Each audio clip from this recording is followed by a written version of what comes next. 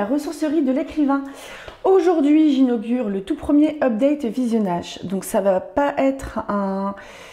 Je vais juste vous présenter plusieurs séries sous l'angle de la famille dysfonctionnelle parce qu'on y est bien quand même dans ces séries télé-là. Parce que je suis une grande consommatrice de séries télé. J'en ai vu pas mal, j'ai divers abonnements, Disney+, Amazon, bon j'ai plus Netflix mais ça va revenir. Et via l'abonnement Canal, on a aussi accès à Apple TV, une partie du catalogue du moins. Et du coup, je voulais aborder la question de la famille dysfonctionnelle dans les séries télé au travers des séries que je vais vous présenter. Parce que c'est une thématique qui me plaît bien, franchement. Autant sous un angle un petit peu tragique que sous de la comédie ou de la tragicomédie pour certaines, vous allez voir. Et donc voilà, donc on va démarrer. Je vous préciserai si les séries sont terminées ou pas et où est-ce que vous pouvez les trouver par des voies légales. Pour des voies non légales, débrouillez-vous. On va commencer par la série la plus récente que j'ai regardée sur Prime, qui s'appelle Les Fleurs Sauvages. Donc je vais vous lire le pitch. Alors, je ne sais pas ce que vous utilisez comme logiciel pour répertorier les séries télé que vous regardez, mais je vous conseille très fort pour les séries télé et aussi pour les films, le site Beta Série. Je vous mettrai le lien dans la description. Et Les Fleurs Sauvages, c'est donc en anglais, c'est The Lost Flowers of Alice Hart. C'est disponible sur Prime Video depuis, c'est sorti cette année. Et c'est avec des actrices très connues du type Sigourney Weaver. Et on a aussi, que moi je connaissais, c'était Alice version grande, Alicia Debnam Carey, que moi j'ai pu voir dans The 100, The 100 et dans Fear the Walking Dead. Et franchement, c'est une actrice que j'aime beaucoup. Sigourney Weaver, est-il besoin de la présenter? Donc, le pitch. Alors, je vous préviens, pour cette série-là, qui compte... La première saison compte 7 épisodes, donc c'est une série qui est encore en cours et qui est adaptée d'un livre que je vous mettrai en barre d'infos parce que je n'ai plus je l'ai plus en tête, mais j'ai très envie de le lire. Parce que j'aime beaucoup en fait lire les livres, des films ou des séries que j'ai regardés. Donc, The Lost Flowers of Alice Hart. Après avoir perdu ses parents dans un mystérieux incendie à l'âge de 9 ans, Alice Hart est élevée par sa grand-mère June dans une ferme horticole où elle apprend que les secrets appellent d'autres secrets. Mais des années plus tard, Alice découvre une trahison qui l'oblige à se replonger dans son passé. Je vais vous mettre pour cette série des gros trigger warnings parce que on est sur les violences conjugales, les violences intrafamiliales. Ce sont des choses qui sont montrées et là c'est quand même du costaud, je vous avouerai. Donc c'est pas non plus, ça va pas durer l'entièreté de l'épisode, mais c'est quand même très important. Ce sont des violences qui sont très importantes et qui sont, vu la manière dont c'est filmé, il n'y a pas de voyeurisme hein, comme dans des films qui peuvent être gênants, enfin très très gênants, foutent très mal, comme Irréversible. Mais là, particulièrement, moi, The Lost Flowers of Alice Hart, quand il y avait des scènes de violence, les victimes de ces violences-là en prenaient plein la gueule littéralement et ce qui fait que ça tord le bide quand même. Je pense qu'il n'y a pas eu un seul épisode où j'ai pas chialé comme une... j'ai pas chialé ma mère. Non mais je suis pas quelqu'un qui pleure beaucoup devant les films ou les séries, mais là à chaque épisode je pleurais parce que l'histoire est absolument tragique et déchirante. Alors si je me souviens bien, je vous fais un petit résumé, vous donner quelques éléments de cette histoire-là, sans vous spoiler les secrets qui appellent d'autres secrets. L'action se déroule en Australie, il me semble bien, c'est à la campagne que ce soit chez les parents d'Alice ou que ce soit ensuite chez June. Donc on a des paysages qui sont magnifiques, avec des grands espaces, quelque chose assez... il y a la ferme horticole chez June, il y a le bord de la mer où habitait Alice avec ses parents. et où vit une autre personne qui est très importante aussi dans la vie d'Alice, mais avec qui elle perdra un petit peu elle perdra des liens. Et donc Alice, au tout début de l'histoire, on la suit, elle n'a que 9 ans. C'est une petite fille qui est très proche de sa maman. Et le truc que je trouve vraiment chouette, c'est que la série montre donc le père est clairement violent, que ce soit envers sa femme ou envers Alice. Mais la série parvient quand même à montrer que ce père-là n'est pas que violence. Parce que oui, il y a aussi des moments où Alice partage des choses vraiment, des choses sympathiques, on va dire, et normales avec son père qui n'est pas que violence. Et ça, je trouvais vraiment très sympa. Je vous mettrai l'affiche parce que pour des questions de droit d'auteur, j'ai pas trop envie de mettre des photos ou des extraits vidéo de toutes les séries dont je vais vous parler. Ça sera pareil après avec les films. Je vous montrerai que l'affiche. C'est ce que je préfère faire pour pas avoir d'ennui. Donc je mettrai un lien aussi vers la bande-annonce des séries dont je vous parlerai. Au tout début, de toute façon, c'est dit dans le pitch, Alice perd ses parents dans un incendie. Donc sa mère était enceinte. La scène de démarrage, le premier épisode, il installe toute l'histoire, ce passé de violence et tout ça. Il y a des scènes qui sont assez contemplatives, avec des images de fleurs. Les fleurs sont très très présentes dans cette histoire-là. Et pourquoi les fleurs sont très présentes? Je vais vous en dire un petit peu sans en dire trop. Il y a une double signification par rapport aux fleurs dans cette série et donc dans le livre. En fait, tout tourne autour du personnage de June, la grand-mère paternelle d'Alice, donc qui est la mère du père qui est violent. June est un personnage de femme très forte qui gère une ferme horticole et qui récupère en fait toutes les femmes victimes de violences, en général conjugales, mais ça peut être d'autres types de violences, qui viennent vivre dans sa ferme et qu'elle protège. Dans le genre, June, elle est capable d'y aller, quoi. Il y a un secret autour de cette ferme parce que, évidemment, pour protéger les femmes qui y vivent, il ne faut pas que les gens sachent que cette ferme-là accueille de manière permanente mais aussi secrète ces femmes victimes. Et c'est un petit peu des choses qui se font au bouche à oreille mais qui sont discrètes. Disons que c'est pas un foyer pour femmes battues. Si la sororité c'est quelque chose qui vous intéresse, si la pérénation entre des femmes qui ont été victimes de violences vous intéresse, vous allez trouver votre bonheur ici. Et pourquoi The Lost Flowers? Parce que donc c'est une ferme horticole et June est quelqu'un qui a du mal à exprimer ses émotions et c'est ce qu'elle ressent, ses sentiments, etc. Ce qui fait que ce qu'elle va transmettre à sa petite fille quand elle va accueillir Alice chez elle, elle va lui transmettre le langage des fleurs. Je ne suis pas sûre que ce soit entre guillemets le langage des fleurs tel que on peut le connaître chez les fleuristes, etc. Je pense que c'est une manière très particulière de se dire des choses sans se les dire, de se montrer des choses sans se les dire, que June a inventé et transmis à ces fleurs sauvages qui sont les femmes battues qu'elle accueille. Et c'est vraiment une série télé qui va brasser énormément d'émotions.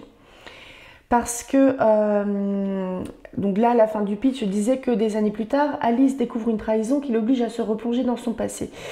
Et si vous voulez, la série, elle est construite d'une manière où on a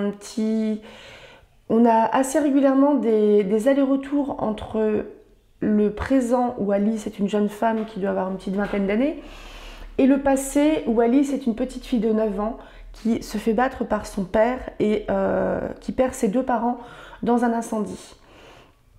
Et il y a un aller-retour du coup entre le présent et ce passé-là qui est traumatique, où Alice finit par fuir. Et essayer de construire sa vie ailleurs avec ce qu'elle a appris, à savoir tout ce qui est autour des fleurs. Et la question qui se pose, ce qui est interrogé en fait, c'est est-ce que ces violences se transmettent? Est-ce que les gens qui ont été victimes de violences reproduisent le schéma de manière peut-être très inconsciente, de manière à se retrouver de nouveau victimes de violences? Comment on peut sortir de ce cercle de violence? Donc ça, ce sont des questions qui sont à peine effleurées dans la première saison. Et je vous mettrai le lien vers le livre aussi, qui est magnifique. Et on a vraiment, enfin je pense que pour toutes les personnes qui sont sensibles à cette thématique lourde des violences conjugales, et c'est en Australie. Donc il y a également des femmes d'origine aborigène qui vivent avec June. Et on a... Et du coup, ça effleure aussi la manière dont les aborigènes peuvent être traités ou avoir été traités par le gouvernement australien. Je n'en dis pas plus. Mais c'est vraiment une super série. Et au niveau de la famille dysfonctionnelle, on y est bien avec une grand-mère taiseuse qui s'exprime par bouquet interposé et une petite fille qui fait la même chose. Mais c'est vraiment... malgré le sujet qui est quand même lourd, on reste sur quelque chose de très poétique. Puis Sigourney Weaver et Alicia Debnam-Carey. On passe à la série suivante. L'autre série se passe en Australie et s'appelle Upright. Et celle-là, elle est encore en cours si je ne me trompe pas. Je vais vous lire le pitch sur Beta Série toujours. Non, c'est également une série qui est terminée. Mais elle compte 2 saisons. Upright, on suit l'histoire de Lucky Flynn, qui est un pianiste talentueux, qui n'a plus parlé à sa famille depuis des années. Lorsqu'il apprend que sa mère n'a plus que quelques jours à vivre, il décide de parcourir les 4000 km qui séparent Perth de Sydney. Donc c'est vraiment tout le bas de l'Australie. Ayant développé une tendance à l'autodestruction, il se dit que ce périple peut l'aider à aller mieux. Mais il va devoir faire ce voyage avec Meg, une adolescente pleine d'humour et bien décidée à le bousculer. Au niveau du casting, il y a quelque chose qui va sans doute vous parler, un nom qui va vous parler, c'est Millie Alcock. Pour les fans du Trône de Fer, Millie Alcock est l'actrice qui joue la jeune Rhaenyra Targaryen dans House of the Dragon. Donc on a pu voir dans la première saison et qu'on ne verra plus dans la saison 2 parce que son personnage a grandi. Et là pareil, on est sur un truc qui est quand même très décalé, avec le personnage de Lucky qui est un musicien qui coche un peu tous les clichés du musicien qui couche à droite à gauche, qui picole et compagnie, et qui est complètement irresponsable, qui va rencontrer ce personnage de Meg, qui est une adolescente qui dit qu'elle a 16 ans, il me semble, et en fait elle ment. Elle ment beaucoup, c'est un personnage qui ment beaucoup et qui a aussi vraiment ses propres bagages. Et Lucky, en fait, il va être obligé de prendre en charge cette gamine parce que déjà, ils ont eu un accident de voiture, c'est la manière dont ils vont se rencontrer. Meg conduisait, c'était en pleine cambrousse, je crois que il y a une des 2 voitures qui est HS, en plus Meg, elle a le bras pété, ce qui fait que il est bien obligé de la prendre en charge.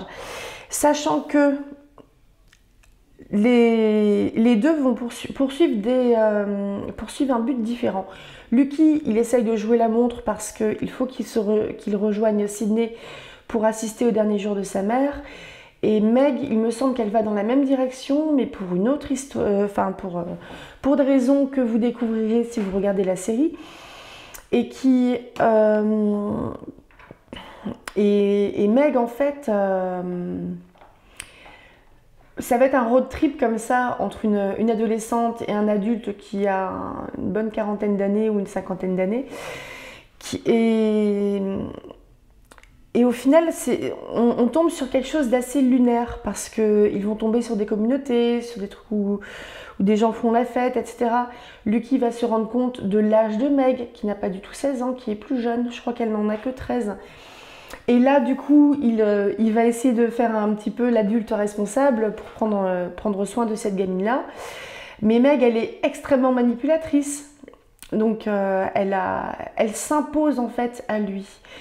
Et Meg, c'est une petite boule de colère comme peuvent l'être les adolescents qui passent par des périodes difficiles, par des périodes compliquées. Et c'est vraiment un super duo. C'est très touchant. Je crois que je suis au cours de la 2e saison. Ce sont des épisodes qui sont très courts.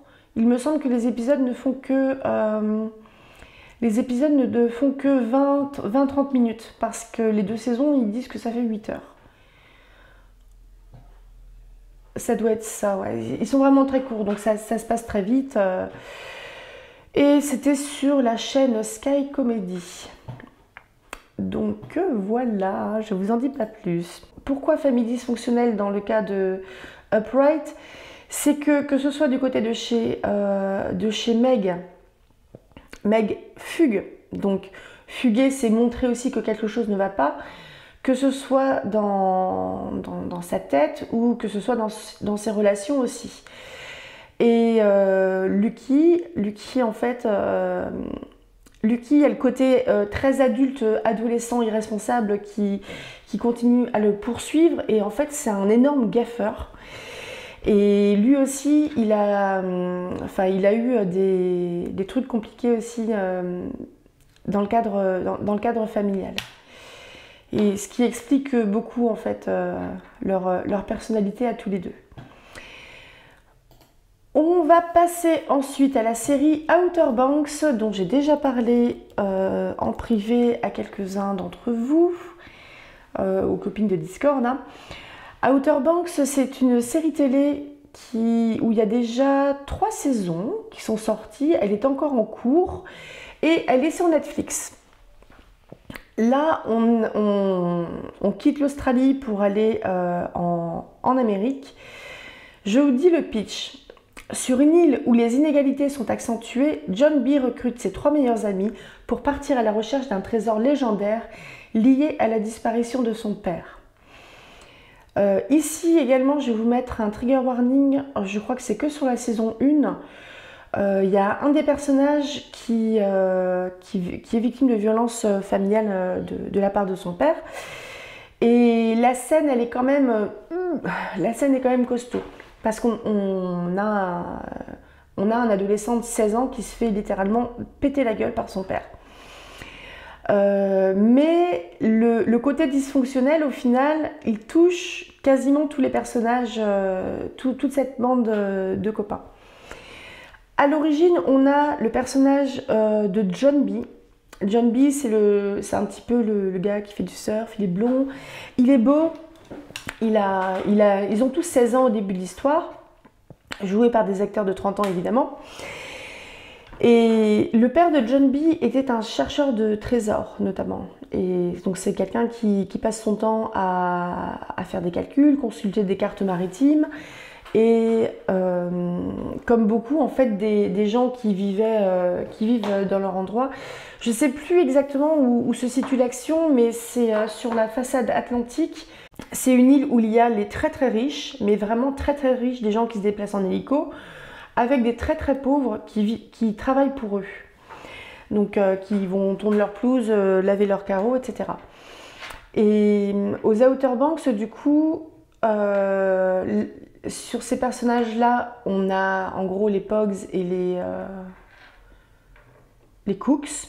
Les Pogs sont les gens qui sont les plus pauvres et les Cooks sont les gens qui sont les plus riches.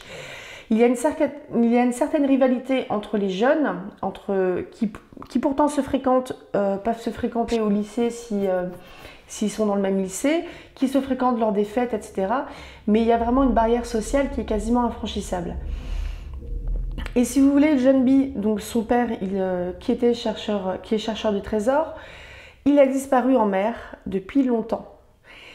Et John B, il fait croire en fait que son oncle, donc le frère de son père, s'occupe de lui, sauf qu'en fait pas du tout. Il vit vraiment tout seul depuis des mois à devoir tout gérer. Donc autant dire que quand ça roupille chez lui, c'est pas très propre, ça picole un petit peu et puis enfin il est complètement laissé à l'abandon.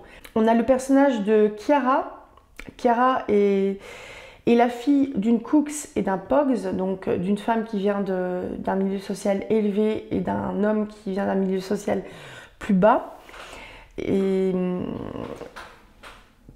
Kiara, en fait, ses parents sont très inquiets par rapport à elle et par rapport à ses fréquentations, à savoir ses trois amis masculins. Cette inquiétude-là va amener les parents à aller très loin, mais aussi parce que si on se met un petit peu de leur point de vue, Kiara, il y a carrément des mises en danger. Parce que quand les gars là, ils vont aller à la chasse au trésor, ils sont pas les seuls à chercher le trésor. Donc eux, ils ont que leur astuce, ils ont que leur connaissance et compagnie, mais en face, il y a les riches qui cherchent ce trésor-là et qui ont des moyens. Et ils vont se retrouver en fait très clairement en grand danger, en danger de mort, hein, disons-le.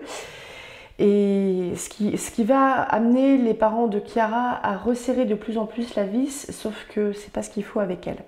Enfin, ça, c'est la manière dont je l'ai perçu. On a le personnage de Pope. Pope, c'est le bon élève. C'est un Pogs aussi.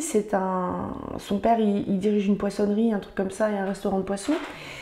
Mais lui, c'est un scientifique. Il a un côté très geek. Il est un petit peu en décalé, mais c'est un troisième personnage de ce groupe-là, les Pogs originels, parce qu'il va y en avoir d'autres après. Et Pope, si vous voulez, il est promis à faire de grandes études parce qu'il en a des capacités, parce qu'il est vraiment brillant. Mais il y a ses potes. Et ses potes, il va pas les laisser dans la merde. Et on a mon petit préféré, Gigi.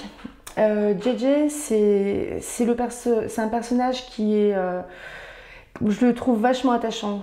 C'est vraiment le crétin. Il a 16 ans, quoi. Et en fait, pour lui comme pour Kiara, ses potes, c'est tout. Parce que Kiara, elle avait avant Kiara qui était dans un autre lycée et compagnie, qui a fréquenté les Cooks. Il y a quelque chose qui a fait qu'elle a cassé avec ce milieu social-là pour rejoindre les Pogs où elle trouvait beaucoup plus de sincérité. Et JJ, c'est un gars qui est victime de violence. C'est lui qui est victime de violence de la part de son père et qui, la plupart du temps, est laissé en fait tout seul à se débrouiller. Sauf que JJ fait pas mal de conneries. C'est pas le gros délinquant non plus, mais il fait des conneries. Et je pense que c'est le personnage qui est prêt à aller le plus loin possible pour ses amis. Lui et Kiara. Les autres dans une moindre mesure. Et on a une très belle histoire d'amour avec... Il va y avoir Sarah Cameron. Sarah Cameron, c'est une Cooks. C'est un peu la petite princesse d'Outer Banks. C'est la fille du gars qui est le plus riche, le plus influent. Et Sarah, on la sent en décalage avec son milieu. Et on sent que ça craint un petit peu aussi dans sa famille à Sarah. Elle a un père qui est ultra protecteur envers elle. Elle a un frère aîné qui a vraiment des troubles psy et qui va être mis sous pression et qui va du coup complètement déconner. Et elle a une petite sœur aussi qui doit avoir 12-13 ans au début de l'histoire. Et cette jeune fille, en fait, Sarah, elle va, par un concours de circonstances, rencontrer et un petit peu tomber amoureuse de John B, donc celui dont le père est porté disparu. Et elle va se faire un peu intégrer, donc ça c'est dans la première saison, à ce groupe-là. Et c'est vraiment on est vraiment sur des des liens très forts qui se créent entre eux et qui vont accentuer une certaine rivalité, et je n'en dis pas plus, je vous laisserai découvrir. Donc on est vraiment... je trouve qu'on a des super personnages dans cette série. C'est une série qui est plus destinée, je pense, aux adolescents. Ce qui fait qu'à un moment, je dirais pas qu'il y a des incohérences au niveau des scénarios, je dirais plutôt qu'il y a des facilités au niveau du scénario. Mais si vous voulez, j'étais tellement prise dans l'histoire que je me suis fait « Oh, c'est bon, c'est bon, on continue ». Je crois que j'ai regardé la série 2 fois. J'ai vraiment kiffé. Série suivante. Là, on passe sur une série qui est terminée. C'est une série de 2014 qui compte 3 saisons et qui est achevée et que vous pouvez retrouver sur Netflix. Et étonnamment, vous allez me dire que, vu mon appétence pour le sport qui est proche du zéro absolu, ça parle de MMA et j'ai croché à fond les ballons dans cette histoire. Donc Kingdom est un drame familial dont l'action se déroule dans le quartier de Venice à Los Angeles. La série sombre et violente suit une famille qui évolue dans le milieu du mixed martial arts. On y suit leurs addictions et leurs relations tumultueuses. Et si vous voulez, dans cette histoire-là, on a... je chope les noms des gens. On a Alve Culina, qui est donc Franck Grillo, que vous avez pu voir notamment dans une prestation explosive dans Marvel Cinematic Universe, c'est Romelo. Ceux qui savent peuvent rire derrière leur écran. Et Alve Culina, c'est un ancien champion de MMA qui a ouvert une salle de sport où il entraîne notamment son fils. Il a 2 enfants. Le frère aîné, il me semble, c'est Jay, et le second, c'est Nate Culina. On a un sacré beau casting, hein. Jay Culina, c'est Jonathan Tucker. Nate Culina, c'est Nick Jonas Brothers, il me semble. Les autres, je connais pas de plus que ça. Et si vous voulez, déjà au niveau des relations familiales de Alvi avec ses deux fils, il y a déjà la question d'entraîner. Parce qu'il faut que ses fils soient les meilleurs. Donc tout de suite, ça vient déjà fausser les relations familiales. On a... c'est une série, donc c'est sur le MMA, donc évidemment il y a des scènes de combat. Il y a des scènes de violence également parce qu'ils sont un petit peu tous drogués là-dedans, on va dire. Jay Culina, notamment le frère aîné, il a des problèmes d'addiction. Il est assez lunaire, lui, il fait pas tout à fait de notre planète, vous voyez. Et je vais pas... Alors ça fait très longtemps que j'ai regardé la série, donc je vais pas forcément pouvoir trop vous la pitcher. Je vais vous lire le pitch de Allociné. Venise, Californie, la salle d'entraînement d'Alve Culina est en danger. Si cet ancien champion ne recrute pas rapidement de nouveaux membres par son club de MMA, il devra mettre la clé sous la porte. La victoire étant la meilleure des publicités, Alvi entraîne donc son fils cadet, le timide Nate, pour un prochain combat prestigieux. Sa préparation est toutefois perturbée par le retour de Ryan, son ancien protégé qui sort tout juste de prison. Aujourd'hui débarrassé de ses addictions, celui-ci veut reprendre la compétition. C'est alors qu'il va découvrir que Lisa, son ex, vit maintenant avec Alvi. Cringe, n'est-ce pas? Et c'est... Donc vous voyez que tout de suite, vous avez le patron du club de boxe qui sort avec l'ex-copine de son ex-champion. En plus, il entraîne son second fils pour être... Enfin, il les entraîne tous pour être champion.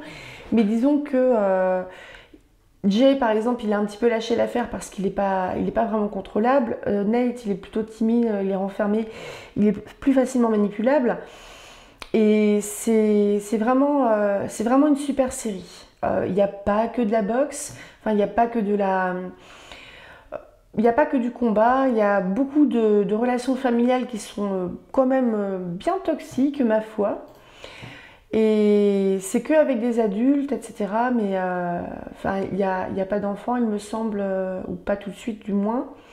Mais c'est vraiment une série qui est très sympa, très addictive. On passe ensuite à un autre royaume, Animal Kingdom, qui est une série qui est terminée également. Je vous lis le pitch.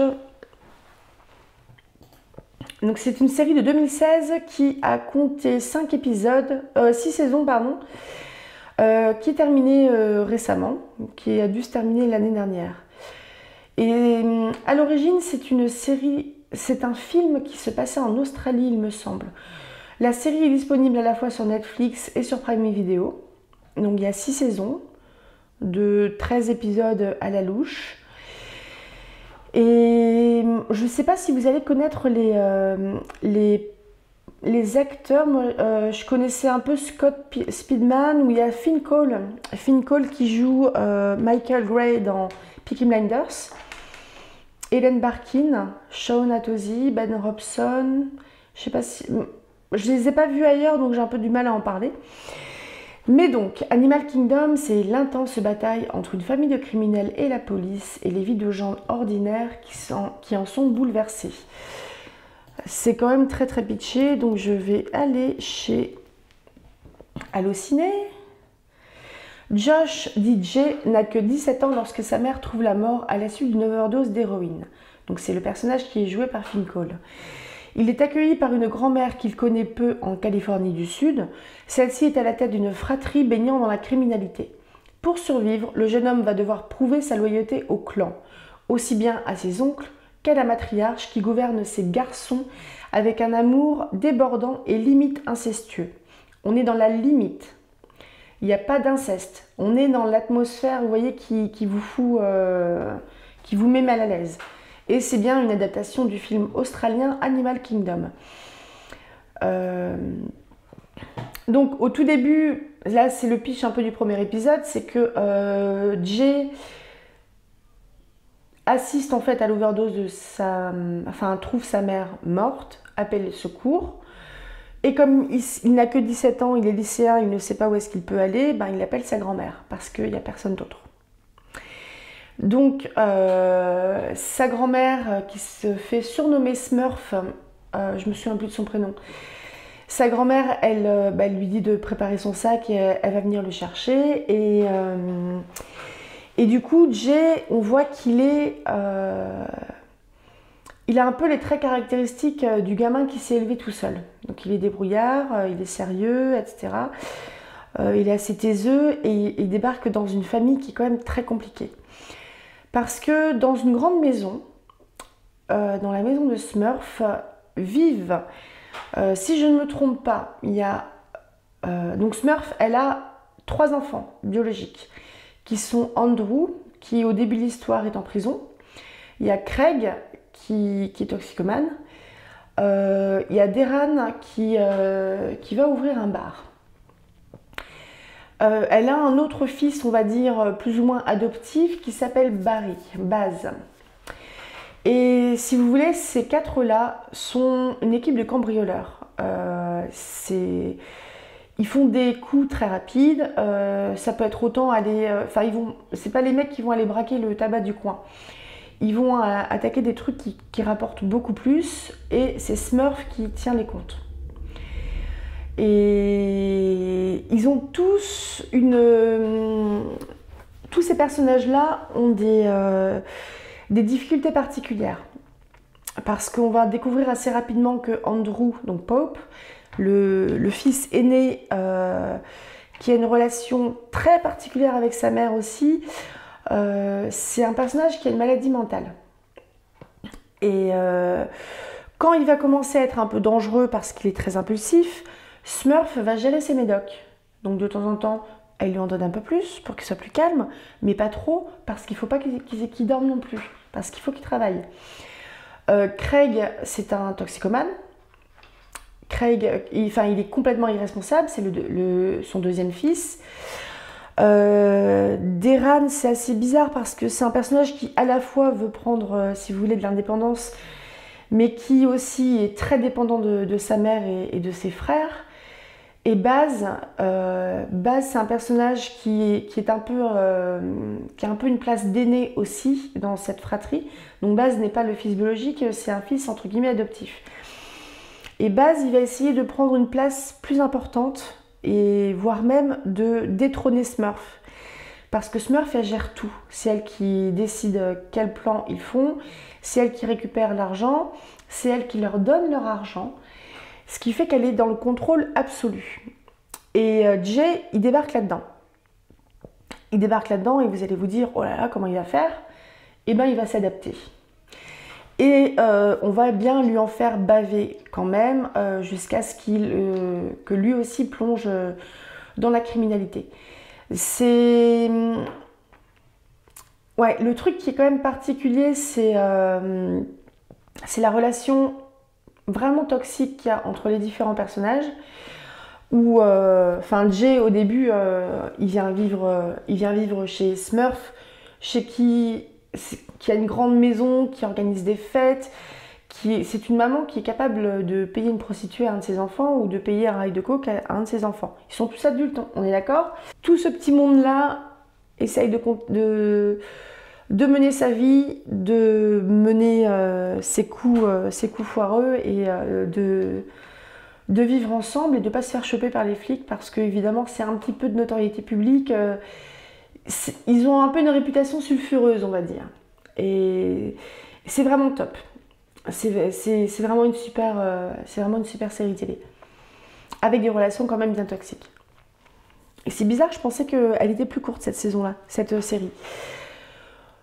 On ne quitte pas la criminalité et on passe cette fois-ci à Birmingham avec les Peaky Blinders. C'est une série qui est achevée, qui compte 6 saisons également.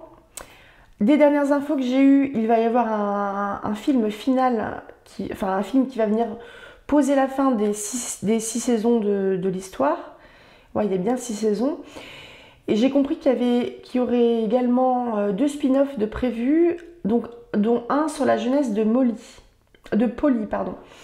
Donc il y a deux spin-offs, 2 séries télé spin-offs prévues, dont un sur la jeunesse de Polly, qui est la tante. Et là, on n'est pas dans un contexte contemporain, mais on est au sortir de la Première Guerre mondiale, où, si vous voulez, les Peaky Blinders, c'était un gang qui... c'est un gang qui a existé, qui a sévi à Londres, il me semble, peut-être aussi à Birmingham. Mais l'histoire des Peaky Blinders n'est pas celle du véritable gang. L'histoire des Peaky Blinders, c'est une histoire sur un gang qui a beaucoup plus d'ampleur que les Peaky Blinders historiques. Et du coup, tous les soldats en fait qui étaient partis dans les tranchées en France sont revenus, avec tous ils sont tous fracassés de la tête, à différents niveaux. Et si vous voulez, ils reprennent les affaires au niveau du gang, alors que Polly, qui est leur tante qui les a élevés après la mort de leurs parents, a géré en fait le bureau de Paris, parce que c'était des bookies. Elle a géré le bureau de Paris en leur absence. Et avant que j'y pense, c'est une série qui est disponible sur Netflix et sur Prime Video. Et si vous voulez, au démarrage de l'histoire, normalement, vu comment s'organisent les gangs, ça devrait être le frère aîné qui soit le chef de ce gang-là. Sauf que Arthur, déjà, il est quand même pas très finot. Il est quand même bien traumatisé. Et il est surtout pas très finot du tout, je le répète. Puis il a des problèmes d'addiction, il est alcoolique. Et puis quand il va découvrir la cocaïne, youhou. Et donc à l'origine, c'est un petit gang qui tient un bureau illégal de Paris. Donc ils vivotent, on va dire, là-dedans. Et surtout, ils ont une identité qui est très forte parce qu'ils font tous partie de la communauté des gens du voyage, donc les Tinkers de là-bas. Les Tinkers, il me semble que ce sont des gens du voyage irlandais qui se sont un petit peu dispersés ensuite dans le Royaume-Uni. Et il y a quelque chose que j'aime beaucoup dans cette histoire-là, c'est que C'est comment ils imaginent en fait le sort des anciens combattants qui reviennent, qui ont vu et fait des choses horribles pendant la guerre et qui ne peuvent pas reprendre leur vie telle qu'elle était. Et si vous voulez, le personnage qui va émerger et qui va finir par prendre la direction en fait du gang et pour les faire vraiment décoller en termes de criminalité, en termes de richesse, en termes de danger, c'est Tommy. Et Tommy, si vous voulez, il le montre pas, mais je pense qu'il est aussi touché qu'Arthur en termes de, donc son frère aîné, en termes de traumatisme lié à la guerre. Et ils ont tous un côté, ils sont vraiment comme ça, c'est une famille, hein, c'est une famille. Ils ont une sœur qui est plus jeune qui s'appelle Ada, qui au début de l'histoire doit avoir 17-18 ans. Ils ont également un frère qui est beaucoup plus jeune, qui s'appelle Finn, qui doit avoir que 10 ans au début de l'histoire. Et on va suivre cette famille quasiment jusqu'aux années 33 par là, la montée du nationalisme, du nazisme, et leur ascension en fait, parce qu'ils ont une ascension mais de fou. Enfin, une ascension sociale en termes de richesse et compagnie. Et si vous voulez, Tommy, c'est le personnage principal qui est joué par Cillian Murphy. Je ne vous ai pas dit donc dans cette histoire, on a Tommy Shelby, c'est Cillian Murphy. On a Paul Anderson, Ellen McCrory, qui jouait Narcissa Malfoy dans Harry Potter. On a Joe Cole et Finn Cole. Donc Joe Cole, c'est John Shelby, c'est le troisième frère adulte, et Finn Cole, je vous dis pas qui c'est tout de suite. On va voir Tom Hardy dans la saison 2, si c'est quelqu'un que vous voulez voir. On a Adrien Brody, qu'on va voir plus loin. Enfin, il y a vraiment... On a Sam Neill surtout. Sam Neill dans la première saison, il me semble. Peut-être les deux premières. Et... c'est vraiment une série qui est hyper prenante. Il y a un parti pris artistique d'utiliser des musiques qui sont très actuelles dans un contexte des années 20. Et c'est vraiment top. C'est vraiment top. C'est vraiment une série qui est superbe et qui est terminée. Donc si vous voulez y aller, foncez, il n'y a pas de souci.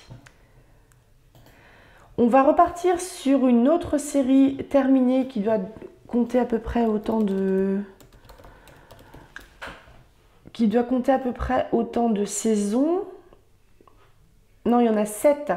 Sons of Anarchy, qui est disponible sur Netflix. Et j'ai cru la voir également sur Canal, il me semble, ou sur Disney, je suis pas sûre. Donc c'est une série qui compte 7 saisons, qui est terminée. Et nous avons Charlie Hunnam, Kathy Sagal, Tommy Flanagan, Kim Coates, Ron Perlman qui jouait... Ron Perlman, il jouait notamment... Hellboy. Je vais m'arrêter... Ryan Hurst qui jouait Beta dans The Walking Dead. Je vais m'arrêter là au niveau des acteurs. Sons of Anarchy, on est en Californie, c'est un gang de motards au début des années 2000, je pense.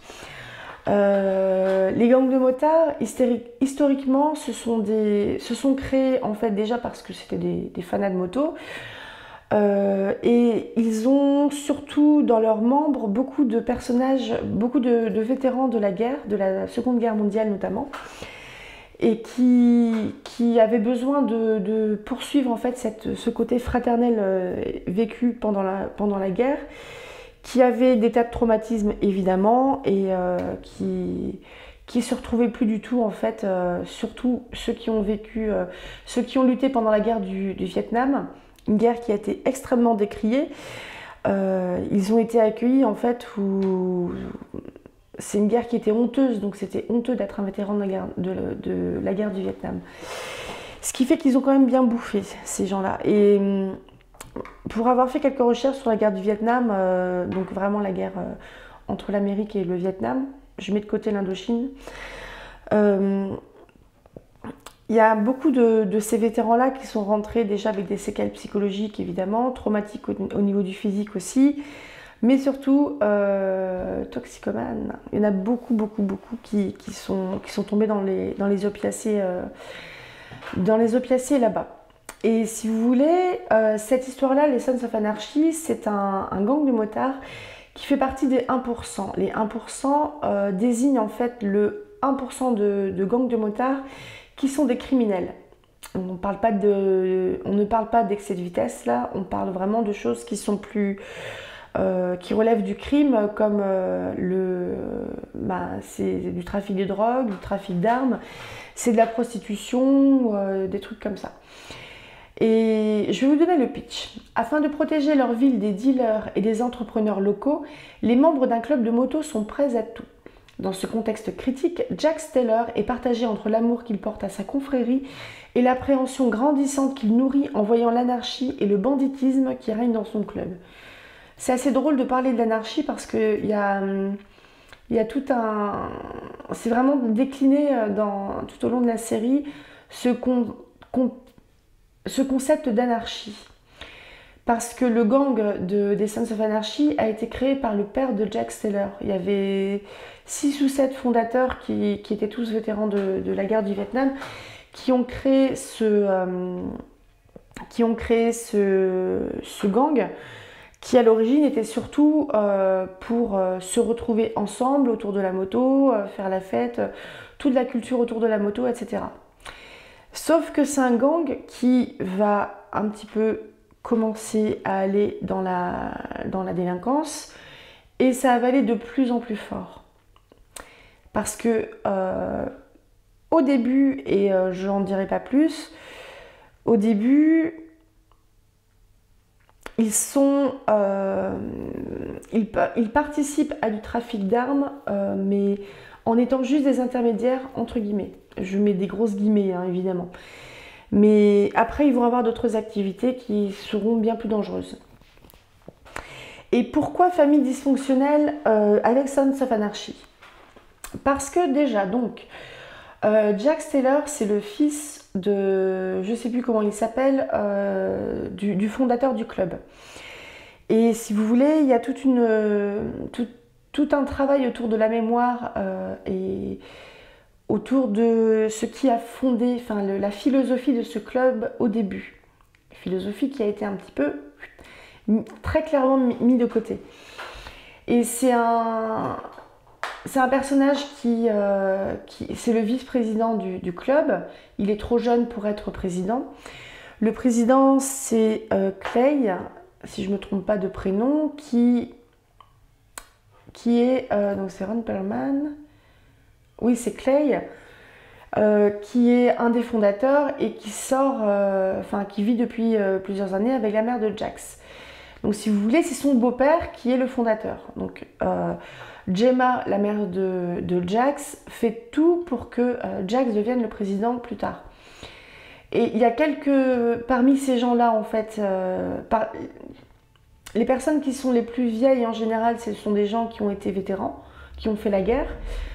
Les plus jeunes sont en partie les fils de ces fondateurs, en partie. Et c'est une société qui est très hiérarchisée. Il y a ceux qui font vraiment partie du gang, comme il y a le président, le vice-président, le sergent, il y a un gars qui fait la compta, il y a les prospects, donc c'est les prospects, ce sont les aspirants qui souhaitent entrer dans ce gang. Et c'est des gros durs, en gros. Et c'est vraiment une série que j'ai beaucoup aimée aussi sur le travail autour de la famille. Parce que Jax, c'est un garçon qui essaye de faire les choses bien. Et notamment, quand il a mis enceinte une nana, je ne sais plus s'il l'a épousée, je crois bien qu'il l'a épousée. Sauf que cette nana-là, elle avait des problèmes aussi de drogue, ce qui l'a amené à mettre en danger en fait leur futur fils parce qu'elle se droguait aussi en étant enceinte. Et Jax, du coup, il essaye de faire un peu ce qu'il peut là-dedans. Il est complètement débordé. Et il a une mère qui se mêle absolument de tout. donc qui va prendre des décisions à sa place, qui va lui cacher des choses, qui est violente, enfin pas violente envers lui, mais Gemma, c'est un truc qui ne lui plaît pas, ça va pas le faire. Et il y a pas mal de manipulation du côté de Gemma. Gemma, c'est une reine manipulatrice, c'est une queen, elle est absolument géniale. Alors, le truc que j'ai un peu moins aimé dans cette série télé, c'est que ça vire un peu à la tragédie à la fin. Je dirais pas plus que ça. Mais je trouvais que ça va un peu dans le too much. Et je me demande en fait si c'est pas une série qui aurait pu se terminer un petit peu plus tôt au lieu de partir dans du too much, dans la tragédie. Au lieu de partir dans de la tragédie shakespearienne. Au lieu de partir dans de la tragédie shakespearienne. Je vais y arriver. Mais c'est vraiment une super série. Vous allez chialer vos mères aussi. Et on va partir à la fin sur Shameless. Et je parle de la série américaine parce que j'ai pas vu la série anglaise qui est antérieure et dont Shameless US s'inspire. Shameless, c'est une série qui est également disponible sur Prime, me semble. Shameless US. Elle est disponible sur Prime et sur Netflix. Vous avez des personnages comme William H. Macy, que je ne sais plus dans quoi il a joué, mais sa tête me dit quelque chose, vous allez le reconnaître. Vous avez Jeremy Allen White qui joue dans la série télé sur le chef, là je ne sais plus où exactement. Cameron Monaghan qui a joué Joker dans Gotham, il me semble. Amy Rossum, Noel Fisher, ça doit vous dire quelque chose aussi. Je m'arrête là pour les personnages connus. Shameless, du coup, là ça se passe aux États-Unis parce qu'il y a une série anglaise qui est un peu plus courte et il y avait un sacré beau casting aussi. Dans la famille Gallagher, il y a le père et les 6 enfants. La mère a abandonné la famille. Tout ne pourrait être qu'une affaire de courage si le père, Frank, n'était pas un homme irresponsable qui n'arrête pas de traîner dans les bars à boire sans s'arrêter.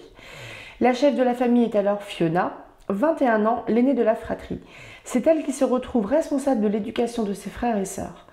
La famille est sans un sou puisque Frank n'a pas de travail. Elle a mis en place des petits plans débrouille pour s'assurer de ne pas finir à la rue. Lip et Yann sont les 2 frères adolescents. Si Lip est un coureur, Yann est bloqué par son orientation sexuelle qu'il n'arrive pas à dévoiler. Carl a 10 ans et est le fils spirituel de Frank. Il commence à devenir dangereux et violent. Debbie, 11 ans, est une petite Fiona, très alerte et aidante. Liam est un bébé qui n'est pas encore au courant de ce que la famille endure. Il y a également les voisins et amis Veronica et Kev qui les aident dans leurs galères. Dans un quartier de Chicago, la famille va devoir vivre et survivre entre les déboires du père, les problèmes d'argent, d'amour et de sexe. On est vraiment sur une série télé qui va vous faire passer par plein d'émotions différentes. Donc oui, c'est une série qui est terminée, qui compte 11 saisons de 12 ou 14 épisodes. 12 épisodes en général. Là, j'ai tout vu, la fin est vraiment... moi, j'ai vraiment aimé. Je vais mettre quelques petits trigger warnings parce que ça va parler de problématiques LGBT, ça va parler de problématiques de santé mentale, de toxicomanie. Il y a des violences physiques, il y a des violences sociales. Je pense bien qu'il y a des violences sexuelles aussi.